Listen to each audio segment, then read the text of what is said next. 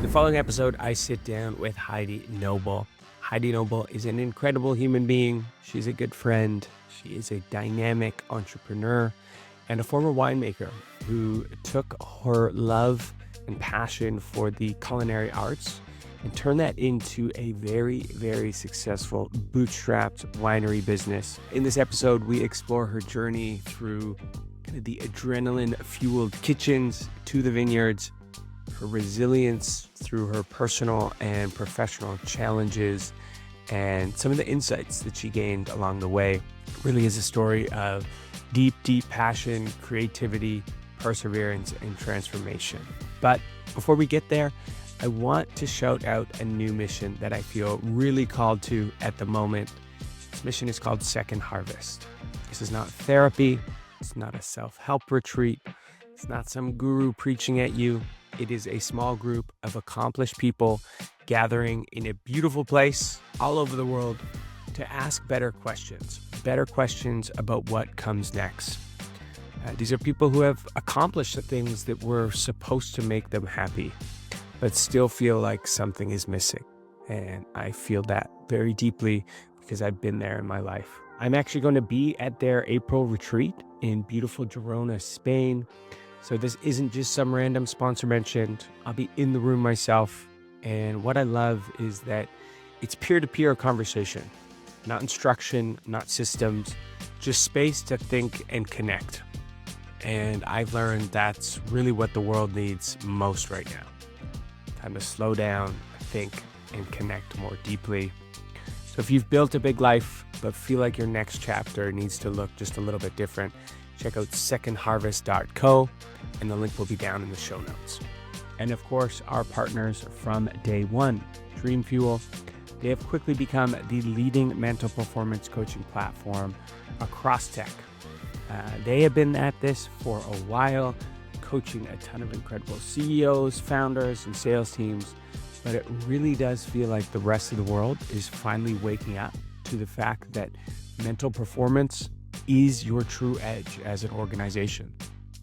AI and automation is making task execution easier and easier. Skills are now essentially a commodity. So what are you left with?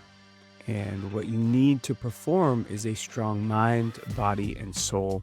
And that's where Dream Fuel and their team of elite coaches comes in. And as a wake-up call listener, you still have time to take them up on their free team coaching session. So you can go to dreamfuel.com/wakeupcall to claim your free session. Now, on to the episode.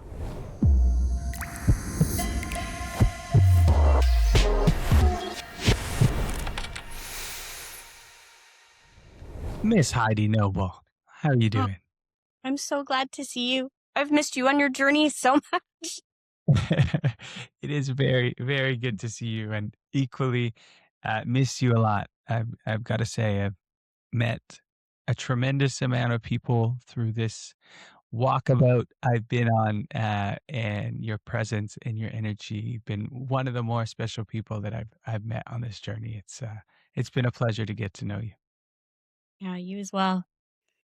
I, your the first time we met on screen before Scott and I met at Unfold, by the way, for everybody listening. And in that first call, it was like, who is this human Buddha on the screen?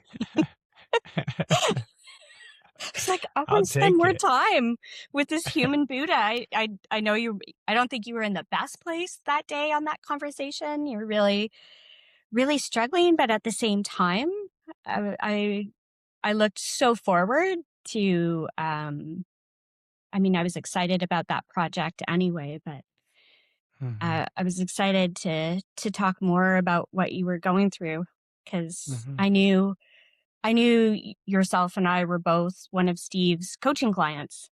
And mhm, Steve was always really great about relating your experience with mine and his without compromising anybody's privacy. And I was always so curious about who this person was. And then I was really, really stoked we actually got to meet each other in person. mhm. Totally. Me I think too. we And were and just working for through the some serious warrior issues. Totally. Same time. Totally. Yeah. And Yeah. just for the listeners, if this might be one of the first episodes you're tuning in on. So Enfold is a 5-MeO DMT retreat that I recently participated in, and Heidi was one of the um, guests with me. We actually were filming a documentary as well, which should come out later this year, which will be all sorts of interesting to watch because it is the strongest psychedelic known to mankind. So you're, yeah, in a bit of an altered state. But um, and then Steve is the co-founder of Enfold, along with his incredible, incredible wife, Austin. And he does. I'm not sure if he's still doing it, but he does a little bit of coaching. And both Heidi and I happen to be one of his coaching clients, and yeah, we got to finally meet, and first off, I have to say thank you for, calling me a Buddha, 'cause again, it was especially at that time, like, the furthest it's so funny how other people perceive us, because at that time, like, I was going through, like, all this intensity and trying to drop this I don't know, I called it, like, Viking energy, and you call it, like, warrior, this, like, I just sort of like left the fund and I had all this energy and like I didn't know what to do with it. So I didn't feel calm or relaxed at all. But I'm happy that I was somehow coming across that way. Yeah. It had really seemed like you had put your sword down, and I promised myself and my family and everybody in my life that I would put mine down as well. So it Mhm, was nice, so nice to sit with somebody that I knew had struggled with the exact same thing that I had. mhm, Um, and saw what was possible in your energy. I think you were maybe I don't know if you were farther down the road than I was, but I knew that I had struggled um, I had had a real fear to re-enter my professional community. And I had literally not necessarily been hiding in my house, but I had been hiding in my life. And mhm, your recent writing really spoke to me about crawling out of the cave and not being able to really identify who you were when you came out of the cave mhm, outside of your achievements, not having mhm. an identity outside of your achievements. Yeah. Yeah. Thank you for saying that. And just like backing up, um, you know, usually do a little preamble at the beginning, but as I was prepping for this podcast, I was like reading more of your story, and it's so incredible. Of course, I know like bits and pieces, but Yeah. the amount of things that you were able to accomplish in that warrior mindset. I mean, those whatever it is, it's not all bad. That's for sure. I mean, like chef, No. entrepreneur, author, builder, like building beautiful spaces, like all of these things. It was really actually cool to go through your background. And I won't do it justice, but I would love to sort of paint the picture um, of, before any wake up call or anything, a little bit about Heidi's journey, the amount you were able to accomplish and do and learn in real time. Like, I was in venture. I've been a part of many companies and helped build things. And I get to interact with, I certainly did, like founders and entrepreneurs all the time. And what you did, like, is so hard to do. Like the world I come from, that's like bootstrapping to like $1 billion tech company, right? Like these things, like they happen one in a million, or more, Yeah. and to be able to do what you did, to be so multifaceted, to learn on the fly and fund it all yourself by just like being scrappy as shit. Like that's a movie. Like there, I think maybe you should start writing the Heidi Noble screenplay because like honestly, I that would know. be a really I really tried cool. that initial time where I was resting. I Yeah, tried just I tried to get writing it that. out and it was so bad. It was so emotionally charged. I was like, "Oh my god, this is horrible. I need to let it." I Simmer a knew bit. I needed to take a rest and I hadn't anticipated on taking such a long rest, but Mhm, in fact, I had a lot of shame around until very recently about mhm. the rest. Yeah, I was talk me just through so that a little bit. hence the coming out of the cave. I Yeah. haven't been able to come out of the cave until I think my second experience with you guys. You guys were so pivotal in me being brave enough to actually surrender enough to remember who I am under all of that scrappiness Mhm. and where that scrappy conditioning came from. You know, what what parts, I can still forgive them and I still think they're kick-ass, but, they definitely did some damage. Yeah, yeah. But Walk me through that a little bit, 'cause, um, it's a very confusing feeling, and I think people will be able to relate to it, 'cause every that the whole story we kinda just went through, right, is this incredibly brave woman, and then, yeah, essentially this incredible success happens, but you walk away from the thing that was, like, largely your identity, and then that leaves, and, like, kinda that bravery is gone a little bit. You can't find it, you can't find your footing. Um, just walk it me was through sort of what that felt like. it was so disorienting, that Mm, hall of mirrors that reflects back who you think you are was gone. Like when your business is gone.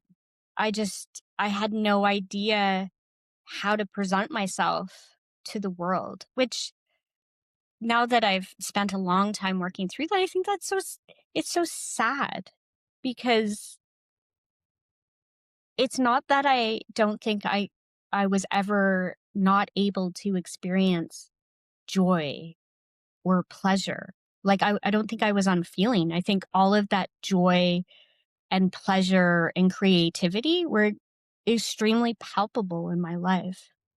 But mhm, what I wasn't able to feel was pain. Right? I mm, had a sweatshirt that my beautiful partner JJ made me of this awesome painting we saw in Tofino once. That said, with Swayze on it, that says "Pain don't hurt." Right? And I would wear it like a fucking badge. I thought it was hilarious. mhm, During mhm. harvest, it was all like grape splatter. That pain don't hurt. Wow. Right? This is so sad. Right? Mhm. Because who I 'Cause pain am hurts. under 'Cause pain all of 'Cause that pain hurts. conditioning, pain hurts. Pain hurts. Pain hurts a Yeah. lot. And Mhm, I feel now I'm even embarrassed that that happened. Like, it's kind of sad because that going through that process of remembering. I love your emphasis of remembering in your writing and that process of remembering. It's not like that was never there. It was just so trumped by those parts of yourself that are. I was raised to be. I was the firstborn daughter. I was the first of my parents' friends. I think they were the first amongst their friends to have kids. I was the first baby. I think I came out looking like this little dolly. I was always really tiny and, this pretty little girl. And from a very, very early age, it's like my first formative memories that I can recall as a child are this nagging fear that I was going to be underestimated. mm, mm. And it's driven me my whole life, right? I always wanted to be older than I was because I never looked very old. Still don't think I look very old, but it like really bothered me my whole life. That I also had a shirt that says underestimate me. That'll be fun, right? Like I wore that as a badge too. And I think it got, obviously it took me to where I wanted to go. And I think I was also raised, particularly by my dad, to be tough, and not to be tough to be an asshole, but be tough as an act of love. Because he knew life is challenging and hard. And perhaps in this vessel that I came into the world in, he always treated me, both my parents always encouraged me to be whatever I wanted to be. Like there was no lack of self-confidence there, but I have some, again, early childhood memories of, being thrown off of a boat. No joke, twice in my life. You know, to go chase those floating boat keys. You Oh want to yeah, trigger yeah. Heidi? Like, show me a floating boat. I was like, oh God. To go get it, right? And I remember being terrified as a kid, but consciously did it anyway because I was tough. I was little but tough. And yeah, I really had to dig for a lot of that, and proud to have worked through some of that. And it took a really long time, really Mhm. long time. In fact, I think it might have been our our circle, our 3M session where, there was so much vulnerability within those shares. I remarked at the time that, because you didn't know this story, you didn't know any. Mm. I didn't mention that the entire time I was there. I mean, Allie and I had a great conversation because she knew who I was, but nobody else did. And it was the first time in my life that I didn't even I just wanted to show up. I had a desperate need to show up as myself and to be seen as myself. And you guys saw me for myself. Mm. Mhm. And I think it was that experience twofold. One, it allowed me to actually go into my full dose ceremony and finally surrender to that medicine, which is hard. Mm. And through that, ended up having a non-dual experience that was such a deep reminder. I had one the first time I worked with five, but it was seen, not necessarily felt.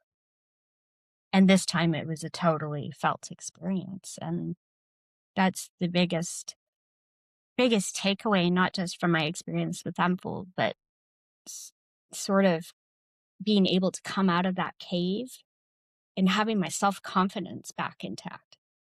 Not the Mhm. old scrappy self-confidence that's done.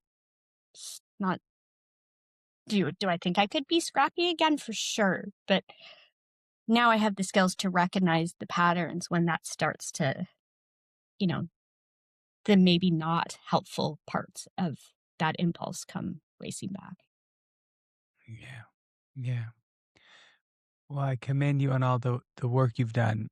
My question is, what do we do with this kind of conundrum where, you know, these things that happened and made you really want to prove to the world that you were tough and that you could handle it all and you don't need anyone. Those things, are what gave you, I call it the sickness, this just insatiable drive. And it got you to this beautiful, beautiful place. Like you realized your dream. And then just like somewhere along the way, if we don't pay attention, to where that's coming from. It like just turns on us and we don't really notice like when it turns on us. It just like one day your arm's black and like you should be resting and going to the doctor, but now you can't because you've trained your mind, your body, your soul that this is who we are and we don't stop.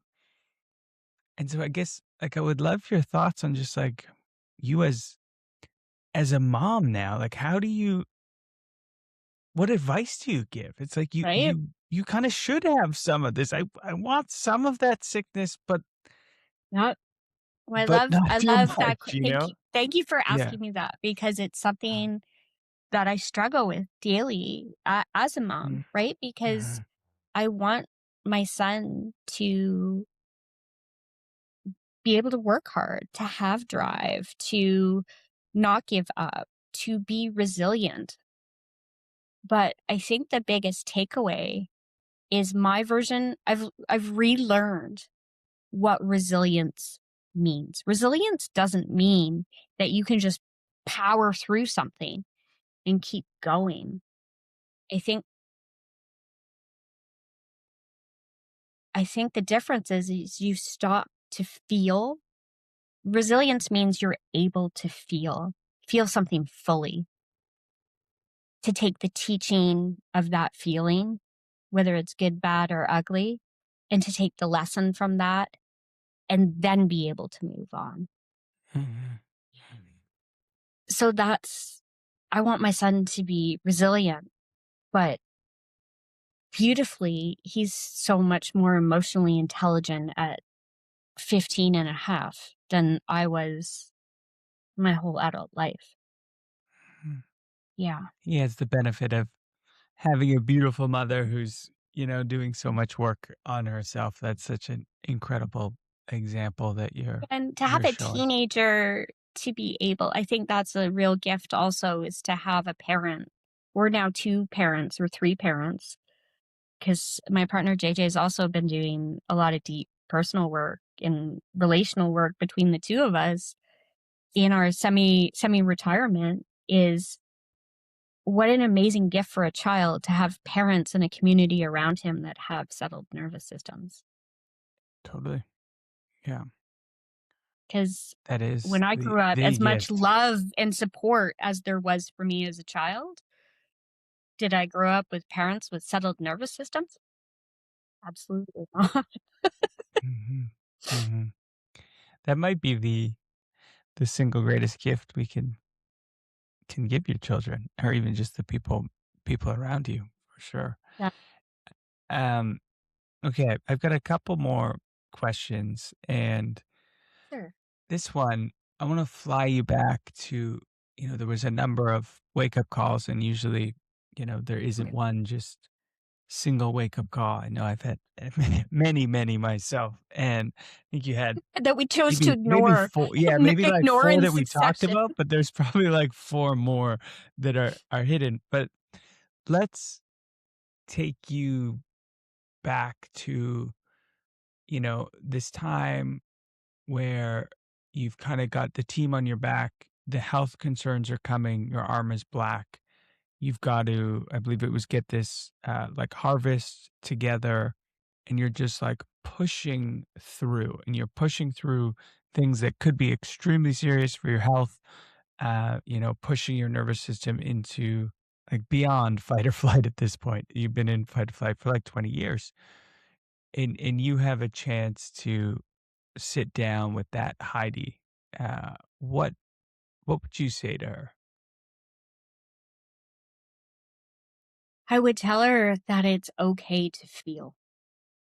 Mm, This is just mm, a really recent, like just in the past couple weeks, that I really realized that I don't want to say that I was in feeling in general. Again, I had a life full of joy and creativity. I was really able to feel those things deeply. And it was a big part of my success and a big part of my personality. But I would tell that young Heidi that it's okay to feel pain, to feel, I realized that I had never grieved any of that grieved the end of my business, grieved the sale of a family home I built I had to move out of, grieved a broken marriage, like grieved a birth that I never got to have. You know, that was a big part of our experience together at Enfold. I never did that. I don't think I knew how. Mm-hmm. So I think really you recently, have, I've yeah. just, I don't think I knew how. Mm-hmm. Or if I did, I'd either, you know, been conditioned or conditioned myself to tell me that that wasn't okay. And it's so ridiculous in retrospect. And as I move into a definite softer part of my life and welcoming a softer self back that I think is actually really quite soft, right? It's like me Looks meeting good on you. you, thinking you're a living Buddha, and you probably laughing to yourself, going, "Oh my God, people in my life would not classify me as a living Buddha," right? No, I that's think even no, no. the hardest amongst us, under all of that, Mm-hmm. you know, have a deep softness, Mm-hmm. and until that can be fully expressed, I think, especially as a woman, you know, I was sitting in such a masculine pole in my life that inevitably was that polarity was so fucked that it ended Mm-hmm. up not serving me, and certainly not serving my relationship. Mm-hmm. Learning to sit with hard things, hard feelings. I'm really letting myself sit in sadness, sit in grief, fully feeling things. Yeah. I What mean, what a that, gift yeah, at 50, 51. yeah, So totally. grateful. Got Yeah. I would tell a little lot of Heidi life. that you Yeah. can feel. It's okay to feel hard things. That's what I would tell. Mm-hmm. Mm-hmm. That Because resonates you can deeply for sure. still be resilient and walk on, but only after you felt those things. Mm-hmm. Yeah. Yeah, that compartmentalizing can get, it feels like a Ruthless. super, yeah, it feels like, I remember I used to like think of it as a superpower. You know, Me too. I I wear it can like a just, badge. yeah, crazy shit can happen and I can just lock it down and immediately move forward. Like, wow, Yeah. and that I catches up. probably still could, right? You know, if the Yeah. revolution came, you know, Mhm. I definitely want to be on your team. Yeah, Right? for But sure. Yeah. Yeah. maybe the revolution's it's coming for us right now. But I mean, yeah, it's, that's a whole other podcast, but yeah. something's going down. Okay, Heidi, I have one more question and then we'll wrap this up. I know we're going a little bit long, but really, really enjoying this conversation. So this question is a fun one. So you've obviously learned a tremendous amount in all the self introspection and exploration that has come from doing many hard things and then having some wake up calls and finally having to kind of deal with your shit. Um, let's say something happens and you forget everything, but you know you come back and you're only allowed to remember three things that you figured out in this lifetime. So you get to impart on this new Heidi three things that you've sort of figured out to be true. What would those be? That this moment is enough. This moment is enough, right? Just to, I think this has been the gift of all of those wake up calls, that presence is everything. You know, you can't live in a world where you can't change your past, and you certainly can't control the future. That what is happening right now is enough. It's Mhm. beautiful. Mhm. I love it. I love it. Yeah, that would be the biggest thing. Um, Certainly that, yeah, that newfound definition of resilience. Being resilient is important, but resilience does not mean just powering through. Um, and I think that being vulnerable is a beautiful human experience, right? That remembering that we are all the same in that way, right? We are we are all the same. We are all that kind of universal, an acknowledgement of that universal love, right? And that love permits that kind of vulnerability. Right? It's like this really like leveling of humanity. Mhm. Mhm. You brought a lot of cool shit into the world, and I hope Thank you're very you. proud of that. Thank you for saying that. Um, sure, I'd love to paint that picture. It was a really, really exciting, exciting. I've had an exciting life since I was a teenager. I went to work really early in high school. My first job was in a professional kitchen. I worked for a catering company, and I was 14, and I absolutely loved it. It was like one of those jobs when you're a kid where you'd look at your watch and you'd look at it and you weren't going, oh my God, I have 7 more hours. I'd look at my watch and go, oh shit, I've only got 15 minutes left to finish what I need to do. And I think um, that environment of a professional kitchen really, really fit and meshed with how my crazy brain works, and that can process so many different things at once. And I loved the adrenaline of it. I loved the community of it. And it's something that continued through my adult life. I ended up, I did go to university. I have a philosophy degree and a critical theory degree.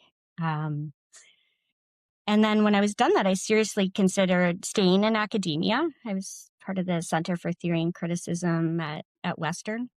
Cool. Um, but that I really wanted something a little bit more tactile and actionable in my life. So I ended up going to professional culinary school at the Stratford Chef School, and that was an amazing experience. Ended up doing my full Red Seal and 2 apprenticeships in Toronto and Montreal in the mid-90s. Um, I worked in kitchens professionally for 10 years, and um, as an adrenaline junkie. Just I loved that environment. It was perfect for me. But I think as we've all come to realize through uh media and what's happened on television and social channels over the past 25 years, that professional cooking in restaurants are a hard life. Mhm. And by the time I was in my late 20s, I had been working for, $10 an hour, $14, just making very, very little money. I had the opportunity to work as an executive chef very young at 26. I was making like $40,000 in 1999, which was a lot of money, a lot of money then. But Mhm. I realized I didn't have enough time or money to it was like a first wake up call, a first real realization that I wanted something different out of my life. I wanted all of that joy to stay in my life, but a different kind of lifestyle. So what I did is I ended up becoming a professionally trained sommelier, and I ended up working in the import wine business. in the early 2000s for 4 years. I ended up meeting my ex-husband, and we had a dream to start a winery together where his background was in restaurants as well. We were essentially a cook and a waiter that had this like huge dream of having a winery. And we ended up actualizing that dream, long story short. And what we wanted to do is take all the joy that restaurants had brought to our life, pretty much the human side of that, to the wine business side of that. And very long story short, ended up taking really trained palates and bringing that into the wine world. We didn't go to wine making school, essentially. I was in my early 30s. I was just turning 30 at that point, and my husband was a bit older than I was, so he was in his late 30s, and we had both had a lot of education. So we ended up working. We bought a farm in 2003, and it was an old apple orchard. And because we were so broke ass, literally coming out of the restaurant business, we didn't have enough money to make wine right away. So what we ended up doing was something incredibly scrappy. Is we took some very good mentored advice from Sinclair Phillip, who was the owner of Souk Harbor House and the founder of Souk Harbor House at the time. And he leaned into me one time. I was still working in the wine business, doing sales calls while we were opening this business. And he leaned in, he's like, "Heidi, the bread is in the bed." I was like, "What?" He was like, "You need to use what you have." And at the time, what we had was this beautiful 5-acre farm, an old farmhouse, which sounds romantic, but it really wasn't. It was pretty beat. It was 100 years old, badly renovated, and ended up opening up an on-farm cooking school, and hosted these big country long table dinners well before long table dinners were the cool thing to do. And this became a bit of a cult phenomena. Again, very long story short, I wrote a book about our story. Is we had a lot of permitting hurdles with this. It was quite a new concept to drop in the Okanagan in the early 2000s. And our regional districts said we could do something and then change their mind after the fact, not having things in writing. And again, very long story short, ended up running without a sign for 4 years. So Joie, the name of my winery was Joie. And again, that name came from this culmination of Michael and I's love of food and wine. That's why we called the winery Joie, and eventually Joie Farm when we had to trademark it. Again, another long story, but we had all these permitting hurdles and ended up creating this real cult food and wine phenomena before we even were able to make wine, which was wonderful because we came out of the wine trade, had about 400 active sales clients. We both had large territories in BC. I was selling wine from Portugal and France and had this beautiful boutique wine portfolio. So while we were running this cooking school, we renovated our old farmhouse. We could have it was a big farmhouse. So we had 5 bedrooms. We would rent out our bedroom. So it was like a gastronomic B&B or an agriturismo like you would find in Italy. And this concept of agritourism, again, was pretty new in North America. And people in Vancouver just thought it was the best thing ever. And I think what we were doing was quite amazing. So that wasn't exactly our dream to do that, even though it was a raging success because we couldn't build this indoor food and wine center. We ended up putting it outside. It was quite a magical. I've always been a little bit of a permitting pirate, and I was like, well, fuck you guys. Like, you can't permit what doesn't have walls. So we had no sign. We had no liquor license. like all the things that scrappy, determined entrepreneurs do. Mhm. And we did that for 2 full summers before we started becoming gypsy winemakers. We rented space in friends' wineries and we worked on our wine production as well as working on theirs. So we had the opportunity to do these deep mentorships in winemaking. And even though it was my ex-husband's dream to actually be the winemaker, I was there more as like the hospitality add-on with the food in the beginning. It turned out that I was the one that had the real passion for the like down and dirty winemaking. I think as an ex-cook, I loved the adrenaline of harvest. Harvest was like a wine harvest goes on for about 90 days. It's Mm. a long process of harvesting. And it was like a 90-day restaurant service, like just balls to the walls, straight adrenaline of problem solving and the physicality and the mess. And I loved it. So, um, it became a de facto winemaker. And we started out with a very, very small production of 800 cases. Again, the cooking school had been successful. We had about, I don't know, $90,000 worth of revenue our first year, which allowed me to, because I had traveled in my time in the wine business quite a bit to Italy, and I had clients that I saw all the time. I had really great credit because I traveled all the time. So I ended up taking out 7 credit cards, and um, we borrowed $100,000 on these credit cards for classic entrepreneurial story, right? For 8 weeks, and we made this first vintage of wine, and it sold out in like a week. Two of Vikram Beej and John Clarides, who are two really significant people in the Vancouver wine business, ended up giving me their credit card and, buying an entire pallet of wine on spec, saying, Heidi, we know Wow. what you and Michael are going to make isn't going to suck. Like, we trust you. I had done my sommelier training with Vikram.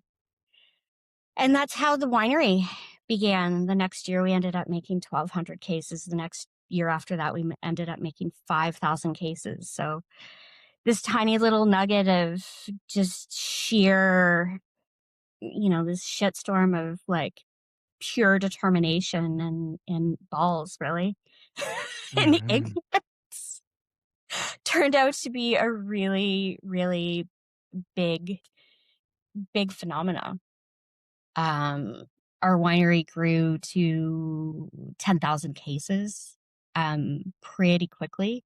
So, like, we had to shut our cooking school down because the winery grew to the point where we couldn't manage both. And I think um, my ex husband's interest really lied in being part of the wine community again, right? The passion wasn't in the whole front of the cooking school and having people in our home and all of that. So, um, the winery grew very quickly. We never had enough inventory to supply the demand for a long time, for a decade.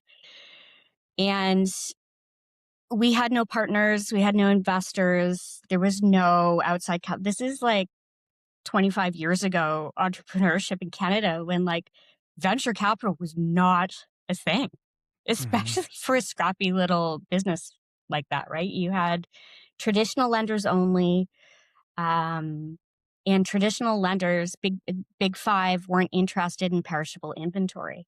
So Right. we also had a real crash course in finance really early because all we really had in the beginning was our property. And we were able to leverage, there was a huge spike in Okanagan real estate in sort of the mid 2000s, and it really allowed us to grow our production. That was the only way we grew our production. And I'm the daughter of an accountant. My dad worked small business for Deloitte. So very early on, I always did our bookkeeping for the business. And our business was a cash forward business. We could only ever grow against what we could borrow, and then what we were making, and played this game for a decade until we were Wow. actually able to buy. And this is making grapes off the spot market. We were not wealthy enough to have enough land to actually supply our harvest. So this proposition drove and limited the business for a decade. Mhm. Um, my our I ended up Michael and I divorced 14 years into this proposition. I ended up buying him out, so I had to go through a whole arm's length business valuation, sort of halfway through this whole thing, and became a sole proprietress at that point. We had bought another fairly sizable chunk of land, which allowed our production to grow. We ended up building a home. We ended up building our winery. Um, Sadly, I ended up had to sell the home that we bought again I sort of outgrew our farm credit. We were using an agricultural lender called Farm Credit that would actually lend against perishable inventory, and then kept having to refinance those mortgages, like, because this business was just like growing out of control. And BMO ended up taking Farm Credit's portfolio when one of their top people um, retired, and that started to change everything. And we finally, at that juncture, I guess that was 11 years into Joie's creation, had enough inventory to reopen back up to the public. So we had been closed from 2004 till 2014, a full 10 years of no public front faces. I was a wholesaler, right? So Right. Joie was an incredibly unique winery, not just because of its scrappy origins. Most people that had come into the wine business that had other careers, had investors. It was a real estate play, like all of those circumstances that weren't our circumstances. And um, the fact that we didn't have a front facing, we didn't have a tasting room for 10 years. We became huge wholesalers to a really specific, we sold back to our original market, just restaurants. We had a very small mailing list of private customers, but that wasn't what we did. So 10 years in, when we finally had, and on my watch, I reopened the business to the public. I did something scrappy again. Is this the old original Joie farmhouse was still there. I had to sell this beautiful architectural creation that we had built. Took a long-term lease to the people who had bought this house so I could keep the grapes that we had planted. They ended up reneging on this lease. Huge legal thing. Yeah. Huge legal things ensued. And ended up opening a tasting room in the old farmhouse's living room. Had to move back, lived in a trailer that summer, had a vintage Airstream, Hell yeah. I love moved that. back to the farm property and opened a tasting room in the living room of the old Joie farmhouse. So Wow. that original red farmhouse was literally like a phoenix. It was everything we ever needed it to be, and then I needed it. It literally was the Phoenix Red Farmhouse, and ran a pop-up tasting room again, like a total pirate. Didn't have the proper had like a picnic license that I could pour wine outside. And moved a pizza oven there, had a food element to it again, which was a huge phenomena, and opened this really beautiful, casual, like salon-like experience on the lawn, which again was totally atypical of what anybody was doing up there. You know, it wasn't a formal inside experience. It was very European, and it was kind of what I wanted when I went wine touring. It was like the inside of my brain had been. Um, my partner, JJ, helped me open up this front-facing experience back to the world. And we assembled this. Joie had only been my ex-husband and myself, another co-winemaker, and then a cellar hand. There were 5 of us for the longest time. And then we started to assemble this team around us. And as the business scaled at that point, I had enough grape contracts on deck and things that the winery owned to make. I was making 15,000 cases that year and went up to 18,000 cases. So this is Wow. something that started at 800 cases that, 12 years later, it was 18,000 cases in 2016. So this was a business that had cash flowed itself to that point on its own, and then had to fight constantly to maintain these long-term grape contracts. And at that point, there was another real estate boom that had happened in the Okanagan, and competition for fruit got ruthless, just absolutely ruthless. And I kept losing grape contracts, and I'd lose a third of my production at the time, and then had to reel it back. And eventually I knew that what the winery the model that the winery had started as was not going to be possible forever. It just this real reckoning of knowing that it wasn't going to be possible. And at first I got angry about it. I was really, it wasn't from an emotional intelligence standpoint, it wasn't my finest hour as a leader. And honestly, I was overworked. My business was highly diversified, and I was driving every part of that diversification. I was farming, I was manufacturing, I was running a front-facing business, and I was like a hospitality tasting room, and I was distributing all of it. I kept 30% of gross by distributing my own product that I would have otherwise paid an agent to do. It was a highly effective agency built into this. And I was doing all my own marketing. So it That's was a lot. That's a lot. it was a lot. It was incredibly effective. It was incredibly powerful. It was a magical phenomena of creativity. Oh, I forgot to mention that, but I was also the winemaker. Right. The year that I bought Michael out, my co-winemaker, like my right hand, left the winery, as did our cellar hand that summer. So yeah, I was also the winemaker. Yeah, of a huge production. And I don't know, you've met me in person. I'm also not. I'm 5 feet tall. I'm 5 feet tall. Right? I'm not a large human. Not that Yeah. ever seemed to matter, but Yeah. in my head, I was a million feet tall and afraid of nothing. And as exciting and as successful as all of that was, things were starting to happen in my relationships.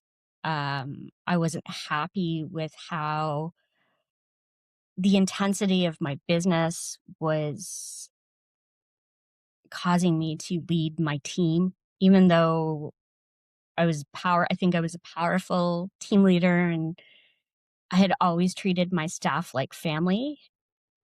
This was like a group of individuals who were as pirate and as crazy as I was. And eventually that blew up.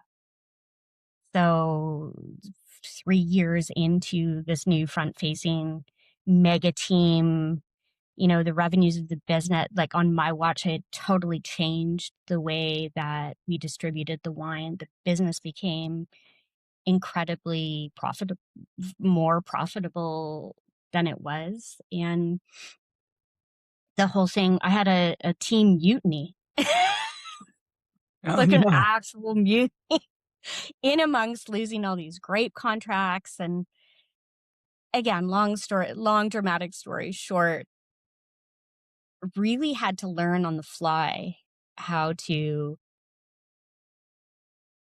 This was around 2017 when emotional intelligence in the business world actually became a thing and a hot topic. And I had to learn how to put that team back together.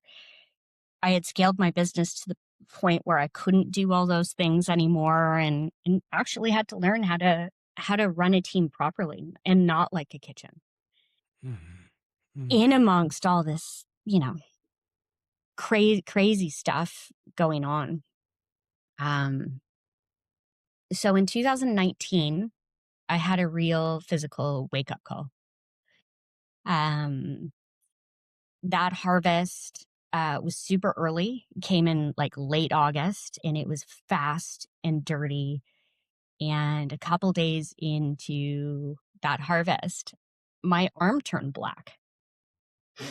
Like it literally got swollen and turned black to the point where it was so swollen, I couldn't move my hand. And obviously that wasn't very helpful for winemaking. I'm, doing stuff, and being the stubborn cuss that I was, I just fucking kept working. It's like when I had my child, I just strapped him on and just kept working. That Viking warrior mentality was really real. And until I just couldn't work. And that was late 2019. I finally went to the doctor after harvest. Nobody could figure out what the fuck was going on. I couldn't figure out what was going on. I just had so much radical cortisol in my body. I was also in my mid 40s at that point. So, a female body starts to lose the ability to control cortisol anyway when your estrogen progesterone goes crazy. So I had, this shitstorm of unbridled entrepreneurship that, was a cortisol disaster anyway, on top of being at midlife. And I think what ended up happening is, and then COVID happened. While I had one arm and nobody could tell me what was happening with my arm, I ended up in the MS clinic at Vancouver a week before the world shut down. I ended up taking myself for a private MRI in early 2020 because nobody could tell me what was happening. And there was all this demyelination on one side of my brain. Like my brain had actually started to eat itself. And I think in that process, I was having things fire, like my sympathetic nervous system was a total disaster. And basically, much like your chat with Ali, like the body is the barometer. Body was like, ew. And I ended up not being diagnosed with MS, but the demyelination was certainly concerning. And I was just about to take a long extended sabbatical. I was like, okay, like I really need to keep this real. And then the world shut down. And as a wholesaler, 90% of my business was private wine shops and restaurants. And so just at the juncture of me knowing in my heart I needed to take a break, I couldn't take a break. And had this like out of body experience of, I knew that I had, because I was such a just such a cash flow queen. I knew I had, and this happened at the height of, at that point I was cash flowing my own harvest, which was amazing. I didn't have a lender anymore. Very proud of that. But I knew that at that time of year, our harvest had just came in, and that I had just bottled, and that was the max outflow of cash. during the year, right? Like I'd taken myself to line, and I knew I had 3 payrolls for my team. And I remember laying in bed, not being able to move my arm. This is like the first days of shutdown. My arm was all fucked. I had COVID. Just sweating balls being on a Zoom call with my team, very calmly explaining that we were going to have to, like, I took a real radical honesty policy with them and explained what we were going to have to do, and did a whole bunch of brainstorming, and ended up being contacted by a third party marketer, a travel company out of Toronto that was run by a team that were ex Condé Nast. Mm-hmm. And they had nothing to sell during COVID. And they cold called me asking if I wanted to participate. They had partnered with like the Westin Fairmont. They were a travel warehousing company. And they started to send things to their clients home during COVID, and like fancy sheets, like things from the Fairmont. And they're like, oh, it would be really great if we started sending wine to people's home. And I was like, oh, I don't know. This was like an email cold call. Mm-hmm. And I took a day to think about it, and I took a really long walk. And I wasn't much of an online stalker at that point, but I did a little research of who was the person that contacted me, and figured out the Condé Nast link, and saw that they were friends in the Kootenays. I'm like, oh, okay. These like warm market, you're one of us. I'm just going to take this. I'm going to call you back, because I would get cold calls to do stuff often, and I try and be as polite as possible, but I ended up having this magnificent collaborative conversation with this individual, and we ended up doing a partnership. My team, like, were a bunch of transformer. They were just like so we had no direct to consumer business as part of our business model, like at all. We had a small mailing list. We do 2 releases a year. It was really perfunctory. It was what it was, and ended up doing this huge like cruise ship repositioning, like just like turning the wheel so hard towards direct to consumer, and did this huge digital. God bless one of my staff, was just so nimble in setting up stuff on the backside of our website to not only be able to sell at the volume that we did. And this particular company was based out of the Greater Toronto area, and Ontario was never a market that the winery could actually penetrate, and ended up taking our mailing list from 3,000 people to 12,000 people in a month and a half. And not only did we make all those sales, we essentially sold an entire tasting room season worth of wine in like 45 days, but we data captured all of that information. It was amazing. 2020 was a really incredible time for the winery, and really repositioned. Again, a lot of complication out of this story, but the liquor board in British Columbia determines what percentage of tax you pay back to the province. So direct to consumer was the best market. Long story short, without getting into the BC liquor board, it was full retail. And I realized during that process that I had been leaving 30% of just so much money on the table for decades. Right. And really re-examined what that role was going to play in the winery. We never had a wine club. I always thought that shit was gimmicky, and created this really, really robust new direct-to-consumer part of our business, which was amazing, which COVID lit on fire, essentially, right? Because people were working from home, they were drinking from home, they were drinking a lot. COVID was really kind to the wine business. So during that time, I still had one arm. It was still black. I had in the short story, Scott's been writing this beautiful short story, and I really like being one of the born with sickness as this like long-winded story. You can see I was 100% born with the sickness, but like Scott has this analogy of having an AI assistant that can override your deep jackass entrepreneurship. I overrode that so hard during COVID. So I was literally one-armed,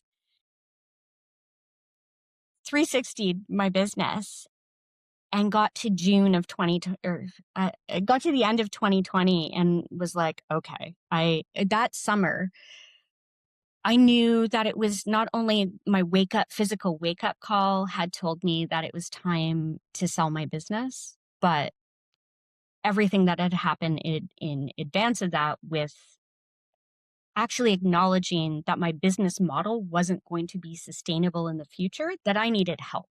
I either needed to sell, I needed private equity, I needed to scale the shit out of it. And with that, like, there were options. And I was like, I'm going to need some help with this. And that wasn't really like me to admit that what I was doing was over. That was a real deep, it was an intuition, but it was also very hard mentally to actually internalize that that was real and that I was going to have to step out of a really beautiful creation. My entire identity was this giant business. And I ended up, like the boss that I was, I did it properly. I didn't, I did a little bit of warm asking around to see what was happening, but I went and got a proper M&A team. Having been through this process 10 years previously, but it was at arm's length. We didn't take the business to market. And my M&A lawyer was a beautiful mentor, Al Hudick, always a champion of women in business. He had always, ever since we had opened, he had been a client, a regular customer, a real champion of the winery, a champion of myself for sure. And Al, it was an old school Ferris lawyer, like, he was like my personal trainer for M&A. And I had a really well-run, tight business. All my financials were airtight. I knew I was going to have to back out of my business, so they were clean, and they were good to go. He and I tried to sell it together for 6 months, but because it was COVID, there had been some fairly large acquisitions in our business previous to COVID that kind of closed off some of the bigger corporate players. There had another meeting with somebody else on the corporate side who I thought might be interested in the business, and had a completely patronizing experience. Just, told what my business was worth, told I could be bought out over time. I remember just smiling politely and going, you're a fucking asshole. I'm going to do this properly.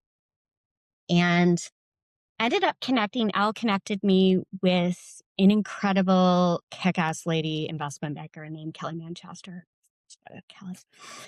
And her team, she was working with a small boutique M&A firm in Vancouver. And we ended up packaging my business, full SIM, the whole bit, took it to market, got that all together. This was early 2021.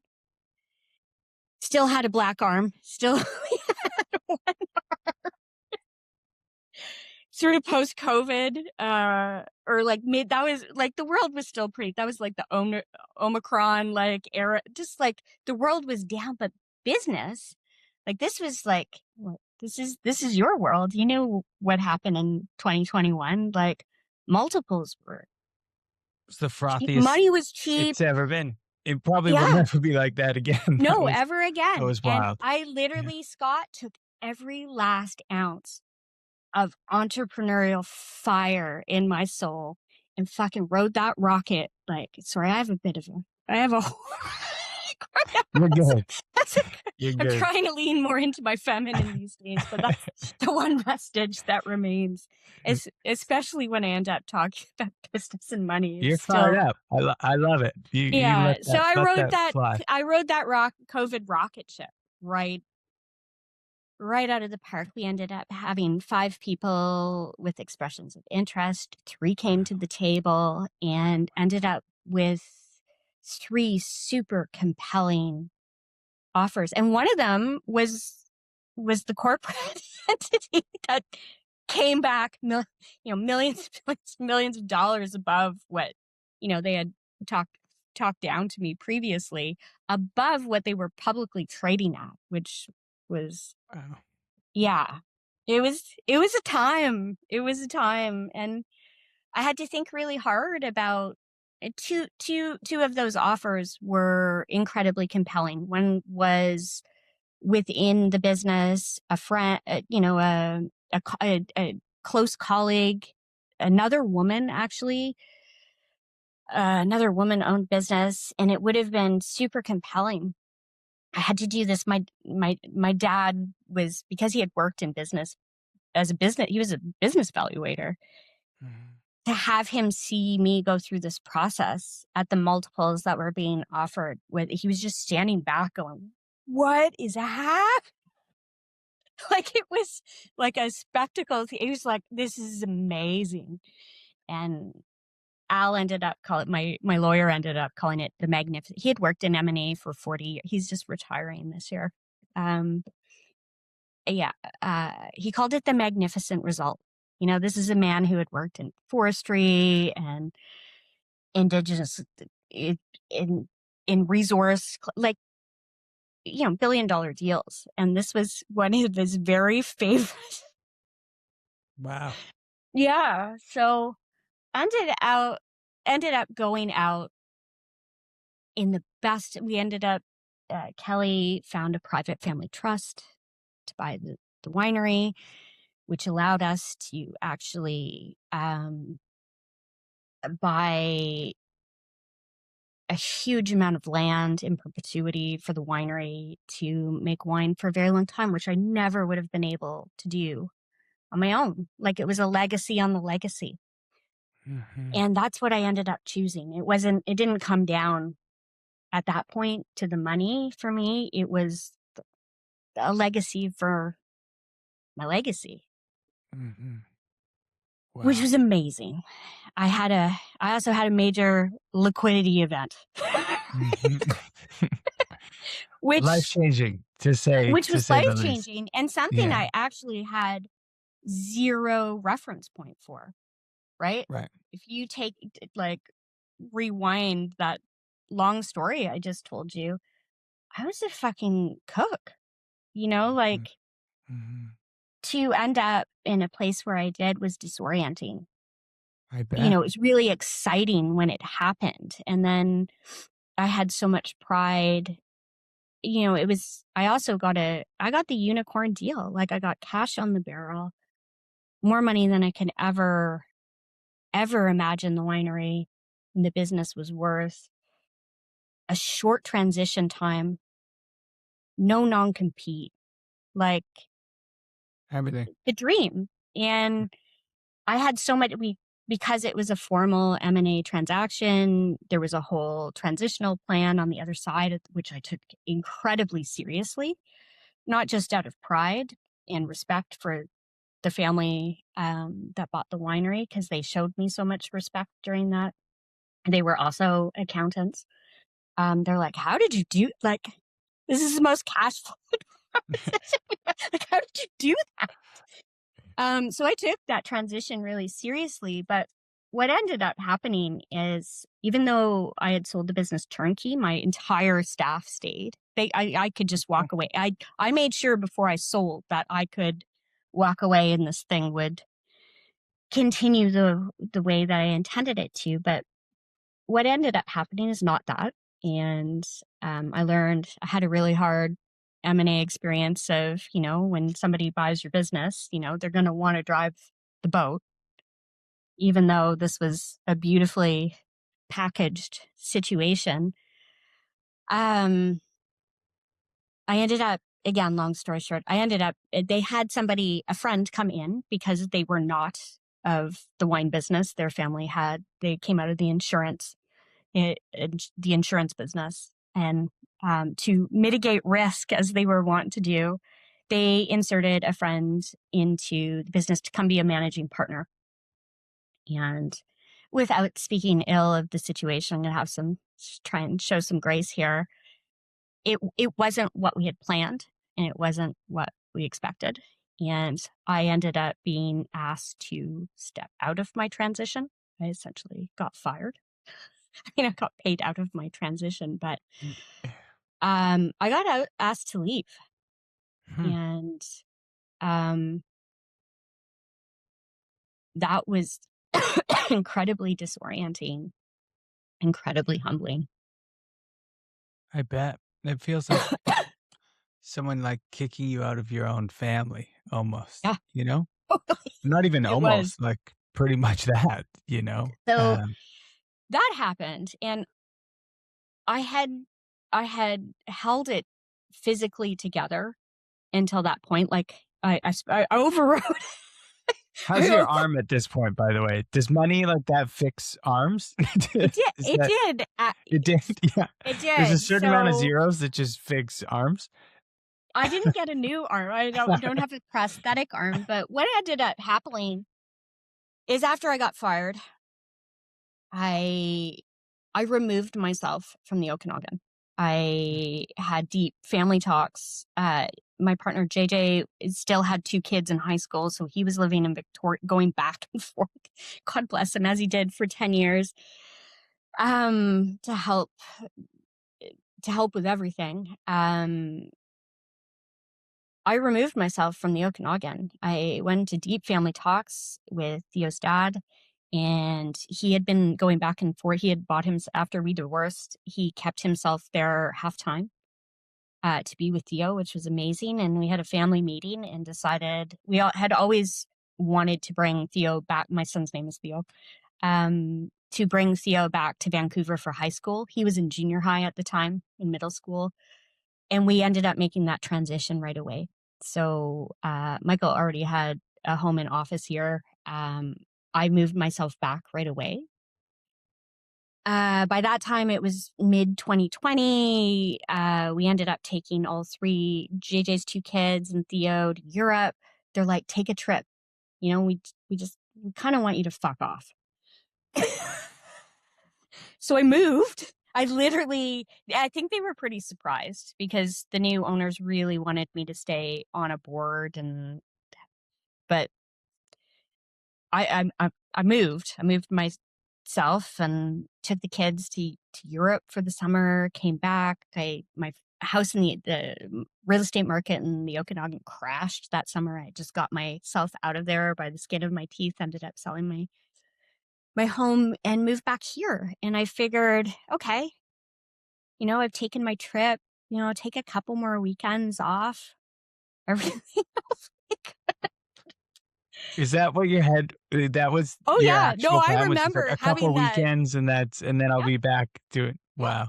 Wow. Yep. After how long was that run? So that was 20 20 years. We bought the farm in 20. 2002, the summer of 2002, and I was still in transition in 2022, so it was 20 years. Wow. Wow. Yeah. And you sell it, you have this major event, and this will tell you, I think, a lot, I guess, like about your mentality. Was you had this huge life-changing moment and you go on this one trip and then you give yourself a few weekends and then you're Yeah. essentially I was like, oh, I'll move ready to it to my rock again. house. You know, we'll go, I'll go I'll meet JJ on the island, and, you know, it's my birthday at the end of that September, and we love to go to the coast at that time. It's like, we're going to go surfing for the weekend. And that weekend, just as I thought everything, you know, I'm like, I'll be fine. I just need to chill out. So I attempt to chill out. And that weekend we went to Tofino for my birthday. I got in the water And actually, we ended up going to Tofino twice that fall. We had a nice time on my birthday, but ended up going back in November over the Remembrance Day weekend with JJ's son. It was surfing again, got in the water. And all that year, not only had my arm turned black, but during my transition, I was so stressed that like my hand clawed up. Or this was the second wake up call, not only the black arm, but my assistant winemaker, Carl, thought I was having a stroke. Like I was losing the ability to hear. My audio, I forgot that part of the story. About around 2017, my auditory cognition started to fail. And I've left out a big chunk of the story of my family. My actual divorce was not awesome, and there's a lot of PTSD wrapped up around the birth of Theo and all of that. So I had never grieved any of that. I just pushed through all of that and just kept going. So I wasn't able to hear very well. My auditory cognition was shit because my brain was acting on my behalf of what it thought. It was literally filtering what it thought I should hear and not hear. So I had no arm. I couldn't really hear properly. And then I started to have these series of like what I think were small strokes and probably what showed up on that MRI. And so I love to write. I'm a writer too. I'm not sure if you got a chance to look at my website, Good at Lunch. I love to write about food, and I couldn't write because my hand was clamped and I couldn't actually type. So I had to use like the voice, for some of the last, legacy work I did for the winery. I actually had to dictate because I couldn't type. Wow. Anyway, later in this fall during my rest time, I was surfing in Tofino, and when I got out of the water, I couldn't move my hand, like my hand clamped up. And JJ used to be a paramedic, and he looked at me. He's like, "Oh my God, like, are you having I think you're having a stroke." Like he had to help me out. Like, anyway, so when I thought I was resting, things got worse. They just got progressively physically worse to the point where both of my hands started to clamp in my sleep. I'm like, oh my God, is this some sort of like insane Parkinson's? Like what is happening? But my sympathetic nervous system had literally, with that absence, I think of, and I'm sure you've been here, Scott, when you stop working, and if you've worked 2 decades up here with the adrenaline and this constant dopamine cycle, when that stops, I think we had this conversation at Unfold. It's like the cracky biker meth. It's like the worst feeling in the world. Like you feel like you're coming down off of horrible drugs. So just this absence of dopamine in my system, I literally used it all up. So my body clamped up. And that end of 2022, what that freedom and what money could buy was the time and freedom to take care of myself. And I ended up doing some physical therapy, some myofascial release, some cranial sacral work, and God bless this beautiful trap line of healers that I was able to find and work with.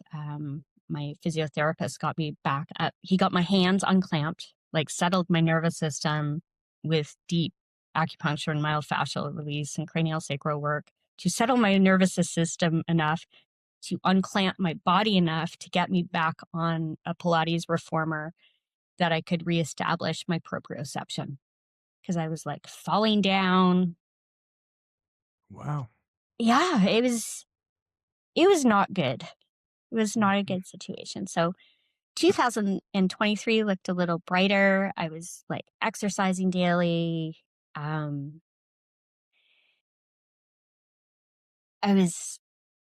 actually the time that I found Unfold, through a woman that I had been to do some sound bath therapy, with. May Globus. May referred me in those early days where Stephen Austin sort of came out of the practicing, in the shadows and released themselves publicly.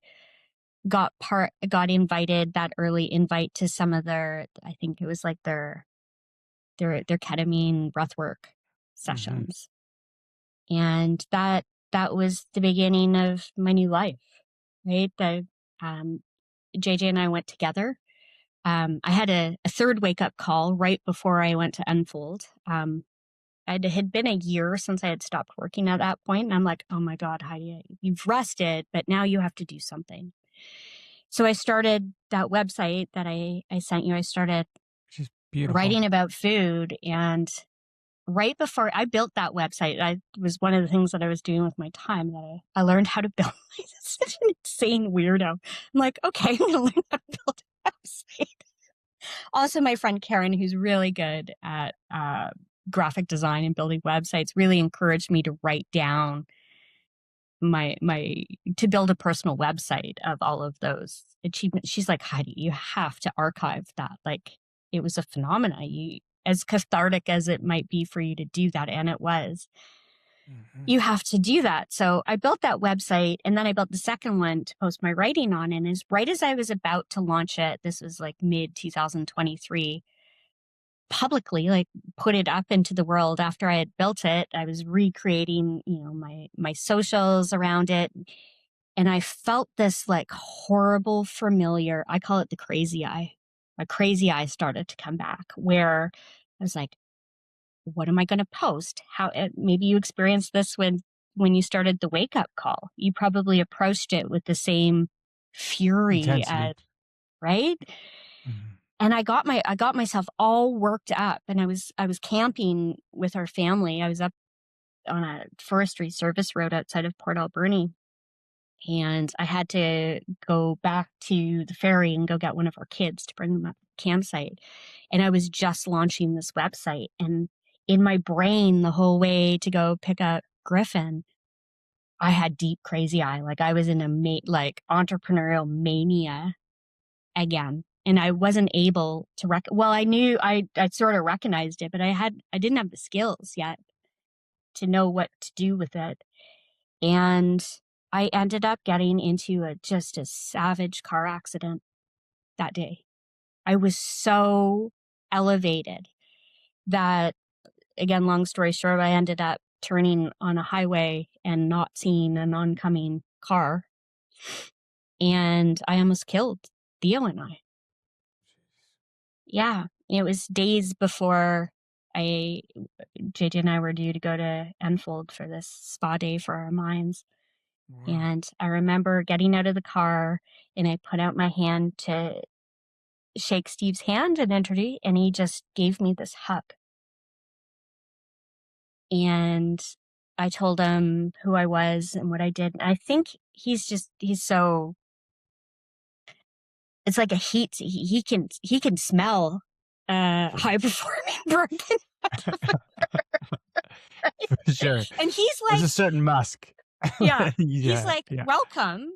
But maybe after our experience today, you and I should talk. I'm like, yeah, that would probably be a good idea. And that beautiful day at Enfold really did change my life. I had a really powerful breathwork experience that day, obviously, but I had a really distinct and clear vision of I had such guilt after I left the winery. I felt like I had left my staff down. I had let my customers down because things weren't proceeding in the way that I had intended them. Like deep, deep, deep guilt. And that day at Enfold, I had this feeling, and I saw myself put my feet in my own lawn, like the side lawn at Joie that I had made, and remember looking out at the view and telling myself that I had done a good job. Hell yeah. Yeah. Hell and yeah. And then a couple weeks later, started coaching with Steve and really pulling apart the motivations of what had caused that wake up call. we didn't get to the point yet where we were talking about what was good about that, because I've come circled back to that, right? Like, those were powerful. I co-created beautiful things, single created beautiful things, collaboratively created all this stuff is the thing I miss most about working. It drives me crazy. I miss all the problem solving. I miss working with my team so much.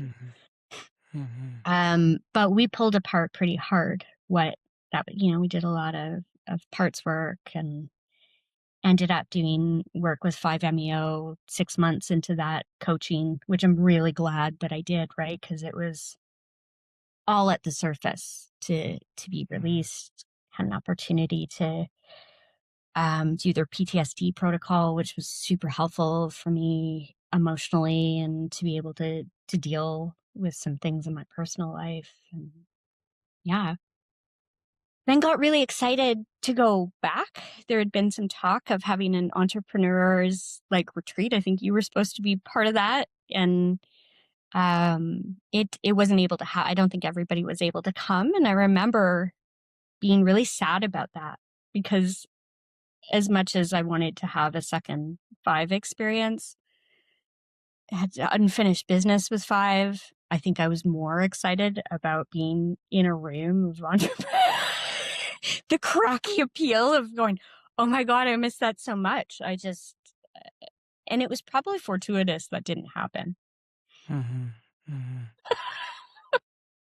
Yeah. Well, Heidi, thank you so much for hanging out with me. And it is a pleasure to know you. It also was just super cool for me to get to hear the whole story. Just I knew bits and pieces, but you're such a badass, and I also love the soft version of you. I think you can be all of the things, and it's really cool to witness. And yeah, we got through this whole talk of not trying to start a business. Wait, there's more. Come join Scott and Heidi's consulting. Yeah, we're gonna drive the little white chase bus together. Yeah. No, it's funny that maniac sometimes comes. It just happened the other day. My newsletter's been doing really well on Substack, and awesome. that I enjoy it. Gripped me. That gripped me because I saw it started spiking just randomly, and then I was just went down a whole day, just okay, how do we maximize how do I monetize this? Yeah, and I was no, we're just here to express, and maybe there's a time when something go back, but anyway, appreciate you, Heidi. I look forward to having you back in Vancouver one day, if that's where you choose to land, so we can hang out, have coffee, go sweat together. Definitely. We'll make it happen. Might be sooner than you think, but we'll see. It's all still coming together. Stand by. Yeah, perfect. Okay. And to all our listeners, thanks for hanging out with us. We'll see you next week.